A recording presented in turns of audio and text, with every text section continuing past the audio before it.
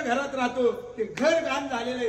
मग मावशो आता तुम्ही मला उत्तर द्या, तुम्ही घरामध्ये झाडून घेताना दार खिडक्या बंद करता का उघड्या करता?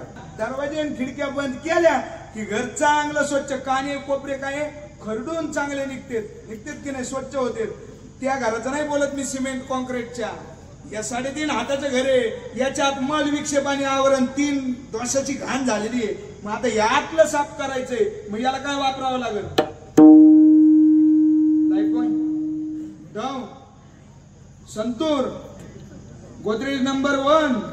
मग आमचं घर झाडण्याकरता झाडू आहे, तसं यात खराब झालेलं आहे आणि आतलं चांगलं करण्यासाठी काय करावं लागेल?